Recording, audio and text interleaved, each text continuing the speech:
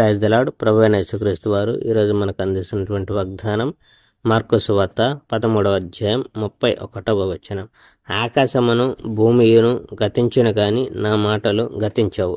మనుష్య కుమారుడు గొప్ప శక్తితో తేజస్సుతో మేఘాల మీద రావడం మానవులు చూస్తారు. ఆయన నలువైపుల నుండి, అంటే ఈ మూల నుండి ఆ మూల దాకా తన దేవదూతలను పంపి తాను ఎన్నుకున్న ప్రజలను పోగు చేయిస్తాడు. అంజూరపు చెట్టును చూసి పాఠం నేర్చుకోండి. దాని రెమ్మలు ఆకులు చిగురించడం చూసి ఎండాకాలం రానున్నదని మీరు గ్రహిస్తారు. అదేవిధంగా ఇవి జరగడం మీరు చూచినప్పుడు ఆయన త్వరగా రానయ్యున్నాడని గ్రహిస్తారు. ఇది నిజం.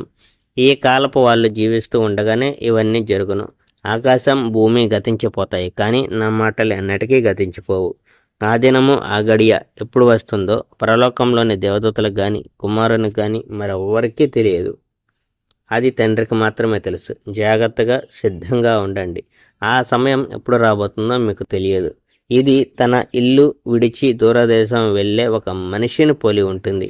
అతడు తన ఇంటిని సేవకులకు అప్పగిస్తాడు.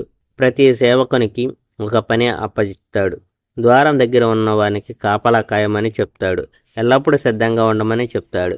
ఇంటి యజమాని ఎప్పుడు తిరిగి వస్తాడో మీకు తెలియదు. సాయంత్రం వస్తాడో, మధ్యరాత్రి వస్తాడో, కొడి కూసే వేళకు వస్తాడో, సూర్యోదయం వేళకు వస్తాడో, ఎప్పుడు వస్తాడో మీకు తెలియదు. అతడు అకస్మాత్తుగా వచ్చి మీరు నిద్రిస్తూ ఉండడం చూస్తాడేమో.